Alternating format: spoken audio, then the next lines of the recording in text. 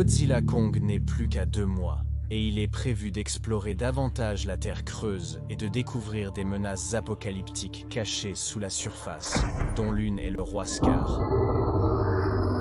Ce primate titanesque est censé être plus vieux que Kong, et potentiellement même Godzilla, étant un guerrier qui est beaucoup plus grand, plus intelligent, plus expérimenté, et peut-être même plus fort que le roi des monstres, tellement que Godzilla pourrait avoir besoin d'évoluer pour suivre la concurrence. Le roi Scar a vu la guerre Kong fait Godzilla qui a poussé les deux espèces au bord de l'extinction. Il a vu des civilisations s'élever et tomber. Et maintenant nous avons des preuves qui nous disent qu'il est là depuis le début du Monsterverse, se cachant dans l'ombre. Adam Wingard a qualifié le roi Scar de la menace la plus mortelle que Godzilla et Kong aient jamais affrontée. Mais pourquoi maintenant ?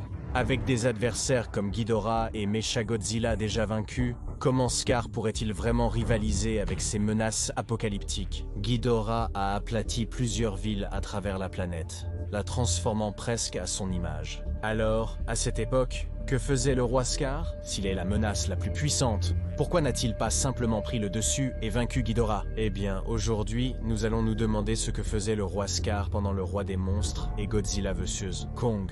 Et comment cela pourrait conduire au Nouvel Empire. D'abord, nous devons remonter à 1973, lorsque Bill Randa a visité Skull Island pour la première et la dernière fois.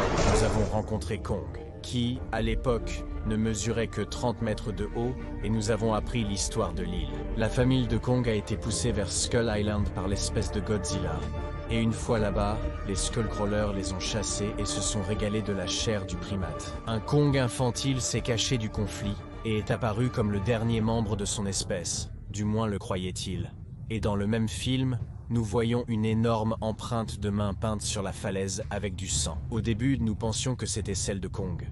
Mais en y regardant de plus près, nous pouvons voir que cette empreinte de main est beaucoup trop grande pour être la sienne.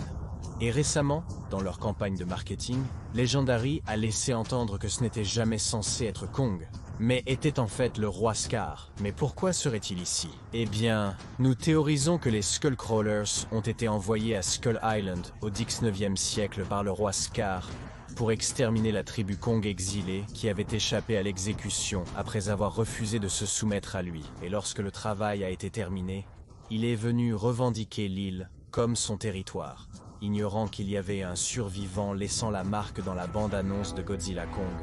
Nous apprenons que le roi Scar a servi l'espèce de Kong. Donc il y a une chance que la tribu de Kong ait fui pour éviter l'emprisonnement et ait été punie pour cela. Mais sans réaliser que Kong était toujours vivant sur l'île, il a été laissé pour s'occuper des Skullcrawlers restants qui habitent maintenant l'île. Le roi Scar serait retourné chez lui dans la terre creuse et aurait continué à agrandir son armée de Kongs asservis qui, par des moyens de torture, sont conditionnés à faire son offre. Cela aurait continué jusqu'à Godzilla roi des monstres. Lorsque Ghidorah a attaqué le monde de surface, Scar avait probablement des espions à l'extérieur qui observaient et rapportèrent des détails en arrière. Les nouvelles de l'attaque de Ghidorah donneraient à Scar l'opportunité parfaite de renforcer son armée et de planifier une invasion de surface, avec un monde récemment affaibli non préparé pour une autre attaque de Titan. Mais jusqu'à ce qu'il soit prêt, Scar continuerait à développer son empire dans la terre creuse, capturant des colonies de Kong et exploitant des ressources aux côtés de son animal de compagnie, Shimo, le premier titan. Nous voyons dans la bande-annonce qu'il y a des cristaux colossaux qui semblent être une sorte de source d'énergie, puisque Godzilla semble utiliser cela pour évoluer vers sa forme plus puissante. Il y a donc une grande chance que Scar utilise les Kong pour extraire cette ressource, qu'il utilisera dans son attaque. Cela aurait pris fin dans Godzilla vs Kong, lorsque l'un des temples revendiqués par Scar a été détruit après que Godzilla ait fait un trou jusqu'à la terre creuse, et que Kong a sauté dans le tunnel pour le combattre à Hong Kong. Scar a remarqué cela. Un puissant survivant de Kong avec des armes, combattant le Titan Alpha? Qui est-ce?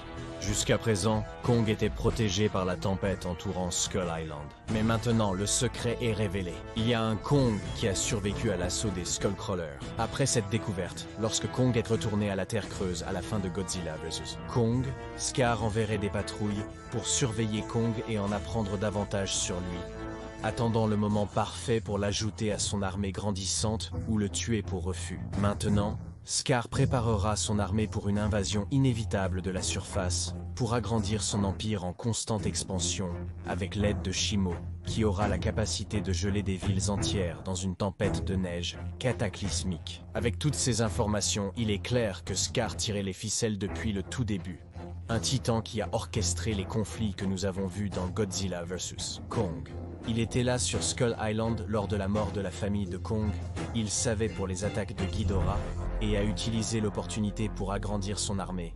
Et quand Godzilla a détruit l'un de ses temples capturés, il a accéléré ses plans pour étendre son nouvel empire. Alors décomposons la chronologie. 5000 avant Jésus-Christ, le Godzilla contre. La guerre des titans entre Godzilla et Kong a eu lieu, et a vu les deux espèces dans un conflit acharné qui a failli anéantir les Kong. Avec les espèces de Godzilla et de Kong presque vaincues et affaiblies, le roi Scar, dans l'espoir de conquérir la Terre creuse, a exécuté ceux qui refusèrent de se soumettre à lui. Mais certains ont réussi à s'échapper à la surface. Au 19e siècle, Scar, avec son empire grandissant, entend parler de la tribu des Kong sur Skull Island et lâche une horde de Skullcrawlers pour les exterminer. Et une fois le travail accompli, il marque le territoire comme le sien. 2019. Scar remarque l'invasion de Ghidorah et accélère son armée pour renforcer son emprise sur la Terre creuse et se préparer à l'invasion. En 2024, Godzilla fait exploser un trou dans le temple de la Terre creuse, ce qui alerte Scar de la présence du Kong survivant. 2029. Scar va combattre Kong, et soit le recruter dans son armée asservie, soit essayer de le tuer pour refus, puis lancera une invasion à grande échelle. Il peut y avoir encore plus que nous ne savons pas, mais d'après ce que nous pouvons recueillir, sur la base des indices fournis, Scar King a été dans l'ombre depuis le tout début, se cachant dans l'ombre, préparant son armée pour une invasion totale de la surface. Il est facile de comprendre pourquoi Adam Wingard dirait que Scar King est la plus grande menace que Godzilla et Kong aient jamais affrontée. Avec son intelligence et sa ruse, c'est un véritable titan maléfique. Il reste peut-être encore beaucoup à découvrir, mais une chose est sûre, nous serons là pour tout rapporter à Dangeville. Alors abonnez-vous et appuyez sur le bouton de notification pour ne rien manquer de toutes les actualités de Godzilla Kong. N'oubliez pas de donner un grand pouce en l'air de la taille de Kong à cette vidéo si vous voulez plus d'exploration de l'or. Je suis Alistair et nous vous verrons, résidents, dans le prochain.